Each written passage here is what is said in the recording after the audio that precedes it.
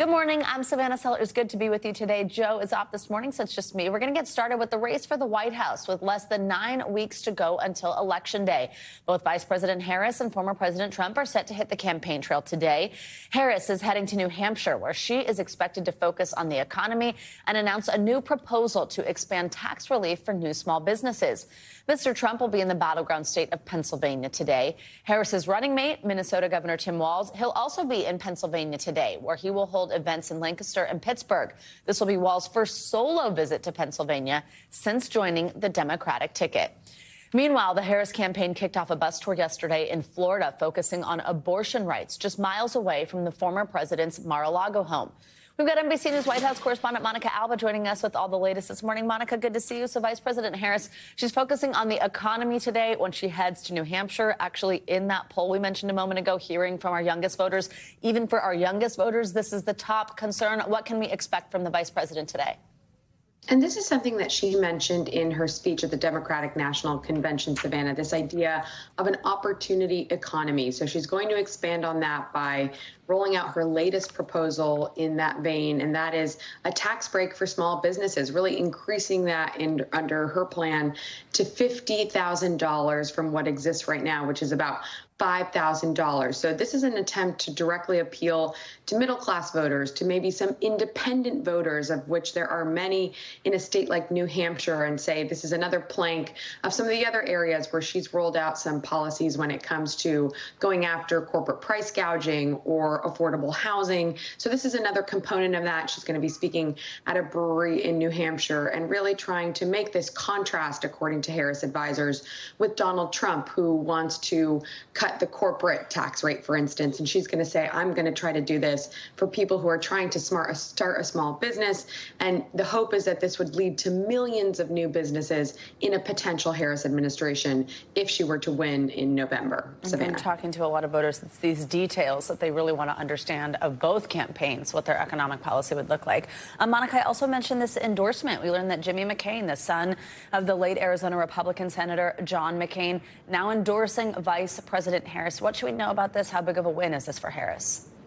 Yeah, and this is somebody who doesn't speak out as often. He is the youngest son of the late senator, and he decided that after seeing former President Trump go to Arlington National Cemetery recently to file as a Democrat, to change his party affiliation, and spoke out in an interview and said that he was going to be endorsing Vice President Harris. Now, of course, remember, in the last decade or so, Donald Trump has often made pretty disparaging comments about John McCain. In fact, that's how he started his campaign back in 2015 and in 2016, and that has only continued since. So that's clearly something that has been top of mind for the McCain family, but now you have the latest member actually speaking out and saying that he believes that going to Arlington National Cemetery is something that is sacred and that shouldn't be used for promotional or campaign purposes, as Jimmy McCain is accusing the Trump campaign of doing after the former president went there.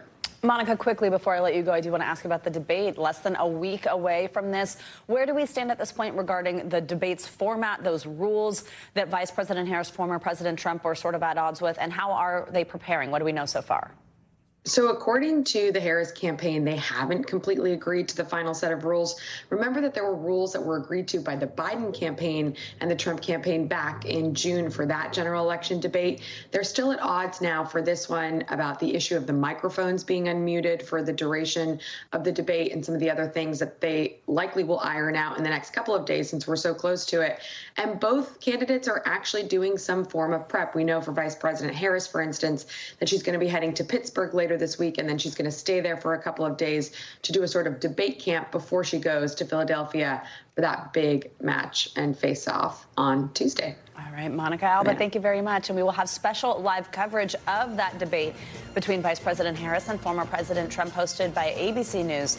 Our coverage will get underway Tuesday night, beginning at 8 p.m. Eastern on NBC News Now, as well as right here on NBC. Well, now let's get to that first of its kind survey we mentioned. This is NBC News' Stay Tuned poll focusing solely on Gen Z. More than 2,500 registered voters, 18 18 to 29 years old were interviewed for this poll, and the results are sort of surprising. It explores voter sentiment and attitudes on the issues surrounding the election. It also provides a unique look at the different perspectives of young voters. Here's a sneak peek at my conversations. You feel there's momentum behind the Harris campaign? 100%.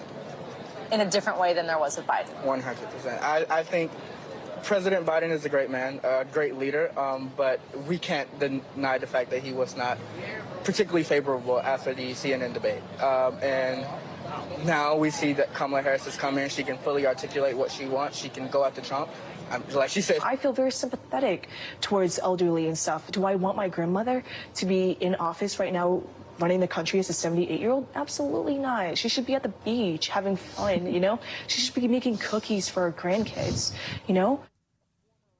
We're going to have much more of those conversations and dive deeper into the Stay Tuned poll tonight on NBC's Nightly News with Lester Holt. I hope you'll join us. Let's turn now to news out of the Middle East. Overnight in Israel, demonstrators faced off with police in a third night of protest, demanding a deal to release the remaining hostages in Gaza. It comes as Hamas released another video of one of the 6 slain hostages whose bodies were found over the weekend. NBC News international correspondent Kelly Kobaya is following the latest developments for us. Kelly, good morning. These protests seem to be intensifying since they got started on Sunday. And it seems, tell us if this is right, the general sentiment among a lot of the protesters is they blame Netanyahu for the deaths of those 6 hostages. Now, I understand they plan to move some of the demonstrations to outside the homes of government leaders. What do we know at this point about these demonstrations? Yeah, there is a lot of anger among many of the general public in Israel. And the plan is for those protests, for them to show their anger in protest, and for those protests to continue again today. The Hostages and Missing Families Forum posted a call to demonstrate today on social media. They're asking the public to join them outside ministers' homes, trying to really amplify their voices to demand a deal to bring hostages home, a ceasefire deal. The protests started on Sunday, as you know, with that nationwide strike and tens of thousands in the streets in Tel Aviv. Flights, hospitals, banks, all disrupted, roads blocked, marches on government buildings after the bodies of those 6 hostages were recovered. Now, this morning, the idea, of course, is to put pressure on Benjamin Netanyahu, the Israeli prime minister. But this morning, there's really no sign that Netanyahu is relenting or caving to protesters' pressure. Savannah. Kelly, one of the sticking points in these negotiations, it's over a small strip of land along Gaza's border with Egypt. Why does Prime Minister Netanyahu argue that it is so critical? And is there widespread agreement within his country about its importance? Is that sticking point worth being a sticking point? Yeah, so he talked a lot about this on Monday and reiterated his belief that this was a very important corridor and that Israel needed to maintain control of it. We're talking about this strip of land between Gaza and Egypt. The reason he believes that Israel should retain control of that border for what he said was the foreseeable future is that he says it's crucial to stop Hamas from rearming. Now, this is sort of there's a divided opinion on this in the country. The defense minister, a former defense minister and member of Netanyahu's emergency war cabinet, Benny Gantz, pushed back on this whole idea on Tuesday. He said that that corridor is not Israel's main threat. Iran is Israel's main threat. And Israel could still send troops back into that area if they needed to, if the country needed to, if it was vital to its security. And negotiations over that strip of land should not stand in the way of a ceasefire. But Netanyahu is also facing pressure from the far right within his far right national security minister, Itamar Ben-Gvir, doubling down recently on his calls to end all ceasefire talks, not just talking about that border region. And that lack of progress is really frustrating not only allies, but also the Security Council. Savannah, the council president, saying that they will consider taking action if a ceasefire deal isn't in place soon. As you know, the White House saying that they're going to continue to push for a final agreement over the coming days. But it has seemingly been stalled over the past couple of days. Savannah. Kelly, before I let you go, what is the latest on the polio vaccination effort in Gaza? I understand tens of thousands of children have been vaccinated, but how many more to go? How helpful is this seeming to prove for the health system in Gaza? Yeah, so the UN Secretary General said the first phase of polio vaccination is complete, with more than 187,000 children under the age of 10 in central Gaza now vaccinated. Now, hundreds of thousands still to go. Preparations are underway now to roll out the campaign in southern Gaza. His spokesperson calling the humanitarian pause to allow for these vaccinations a, quote, rare ray of hope and humanity in the cascade of horror. And it is a ray of hope.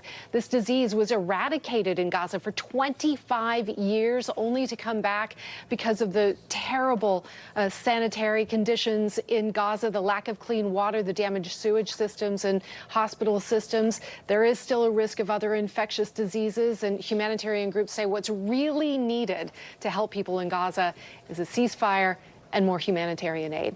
All right, Savannah. Kelly, thank you very much for your reporting here. Well, also new this morning, the United States Department of Justice is charging 6 senior leaders of Hamas over the group's deadly October 7th attack on Israel. The surprise announcement came from Attorney General Merrick Garland, which marks the first steps the DOJ specifically has taken to prosecute Hamas for the attacks, which killed around 1,200 people, and that included 40 Americans. Here is some of what the Attorney General had to say. The charges unsealed today are just one part of our effort to target every aspect of Hamas's operations. These actions will not be our last. The Justice Department has a long memory.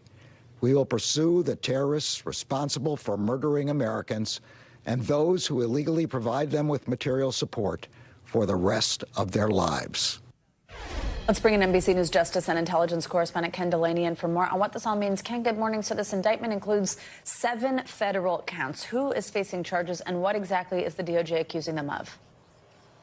Good morning, Savannah. This indictment charges Hamas leader Yahya Sinwar and 5 other senior militants with carrying out terrorist attacks against Israel going back to the 1990s and up to and including the October 7th attacks. And among the charges they face is conspiracy to murder U.S. citizens, conspiracy to finance terrorism, and conspiracy to use weapons of mass destruction resulting in death. The complaint details years of terrorist attacks by Hamas from the 1990s to the October 7th massacre and says they've been funded by Iran. None of this is new or surprising, Savannah, but it's significant that the Justice Department believes they can prove all this in court. Those charges were filed in this federal high court right here in New York City. Here's the thing, though, right? Half of those militants named in the indictment are already claimed to be dead. The other half are in hiding halfway across the world. Does any of this actually mean very much?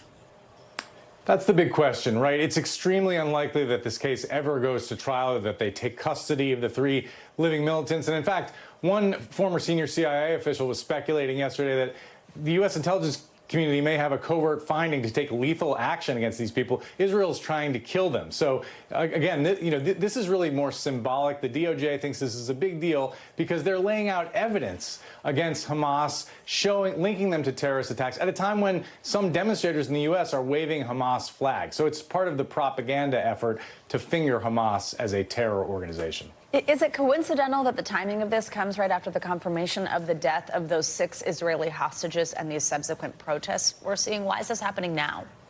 Yeah, not entirely coincidental. These charges were under seal for 7 months, and one of the factors here was concern about Hersh Goldberg and some of the other Americans held hostage, and also one of the Hamas leaders who was killed by Israel. They were waiting to see whether they could capture him. So both of those things transpired. Sadly, some of these hostages were killed, and the U.S. and the Justice Department felt that the time was ripe to release this. Of course, it's coming as they try to pressure the Israeli government, as you heard from Kelly there, to reach a ceasefire deal. And this is one way of sending a message that pressuring Israel does not mean in any way sympathy for Hamas. Those are 2 different things. All right, Ken Delaney, and thank you very much for your reporting here.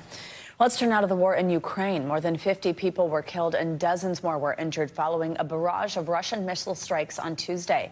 NBC News senior foreign correspondent Richard Engel sat down for an exclusive interview with Ukrainian President Volodymyr Zelensky to talk about the attack and where the war goes from here. Ukraine says 2 Russian missiles hit a military academy and a nearby hospital in the Ukrainian city of Poltava, killing dozens. What can you tell us about what happened? Ще одна трагедія в Україні. That's another tragedy in Ukraine. There was a missile strike. The missile flew some 3 minutes, and people didn't have time to go to shelter. But was it a revenge attack? The strike was just over the border from the Kursk region in Russia, which Ukraine occupied last month. In his first interview since his surprise incursion, Ukraine's President Zelensky today told NBC News invading Russia was a preemptive strike to stop Russia from taking more of Ukraine. We did have understanding from our intelligence that Russia was planning to set up a buffer zone. We had to make the military operations so that the buffer zone was made not by them but by us. Now you've captured this territory in Russia. So the big question is, what do you plan to do with it? We don't need the Russian territory. Our operation is aimed to restore our territorial integrity. We don't need their land. But conceptually, you have this territory now. You say you don't want to keep it long term. Conceptually, we will hold it. Conceptually, we will hold it. He told us they kept the operation secret. Did you really not inform the Washington, the Biden administration, that you plan to do this? No, we didn't inform anybody. And this is not the question of distrust. We informed many institutions in our state, inside Ukraine. Do you think your international partners will go along with you? The United States signed up to defend Ukraine and defend Ukraine's borders and push out the Russian troops. I'm not sure the U.S. signed up for Ukraine occupying Russia.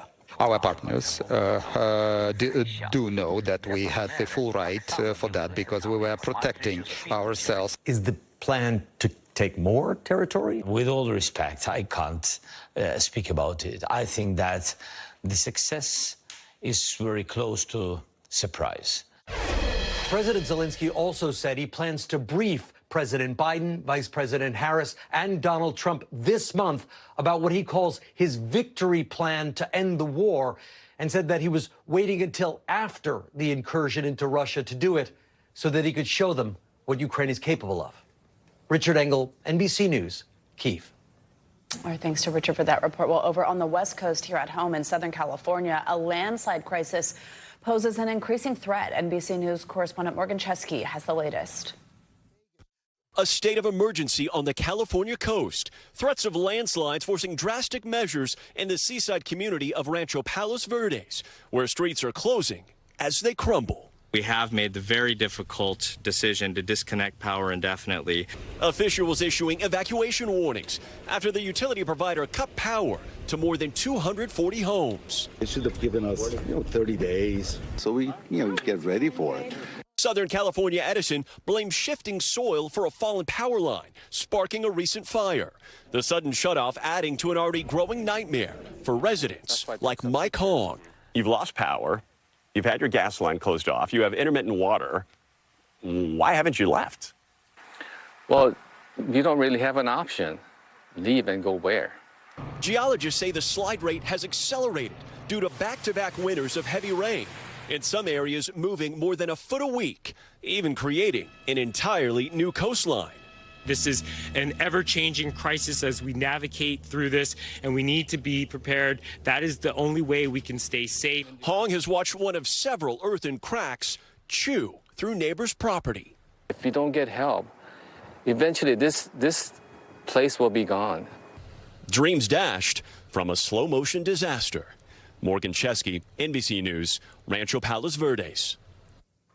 Let's stay on weather conditions. Heavy rain is soaking the Gulf Coast through tomorrow. Let's get more details and a look at your morning news now. Weather with Angie Lastman. She's here in studio. Hey, Angie, good morning. Hi, Savannah. Good morning to you. We for sure have rain in the forecast over the next couple of days across parts of the Gulf Coast. That's where we're going to see kind of this unsettled pattern that has already prompted us to see some flood watches this morning. 5 million people stretching from Corpus Christi all the way out to New Orleans. This likely will be expanded here as the next 48 hours or even through the end of the week goes on.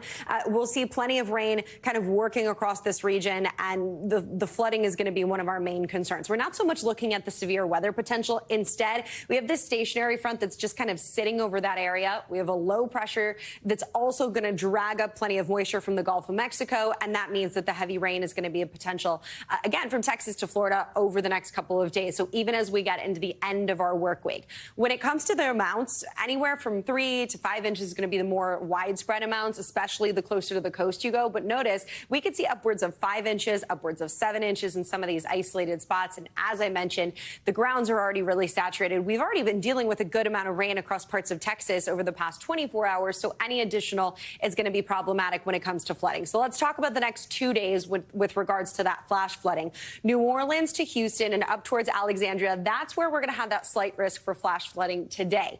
Not a lot of movement in where we're going to be pinpointing the greatest potential for flash flooding tomorrow either. But we do see it extended a little farther into Mississippi. New Orleans still included, Jackson, Lake Charles included, but just a sliver of the Texas coastline. But really, where you see that green stretching from Florida to Texas, the potential is there for us to see some flooding. So reminding folks not to drive through those flooded roadways. Big picture look as we head into our weekend.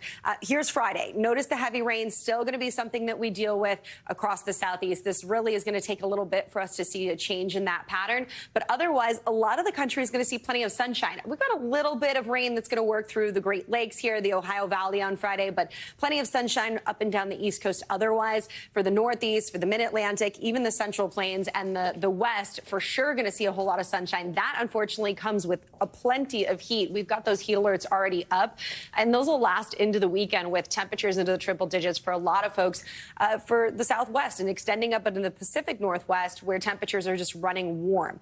Warm conditions also for the Rockies on Saturday. We'll see a little bit of a cool down across the Great Lakes, but notice how we have the rain back in the forecast just in time for our Saturday plans from the Northeast to the Southeast. So still the Southeast dealing with the rain.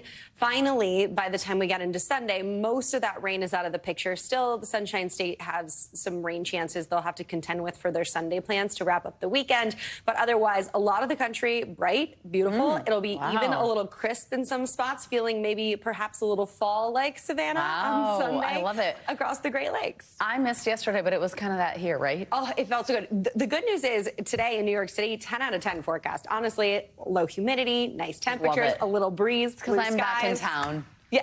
Well, we had it yesterday, too. No. Thanks, Angie. See you in a little bit. Thanks for watching. Stay updated about breaking news and top stories on the NBC News app or follow us on social media.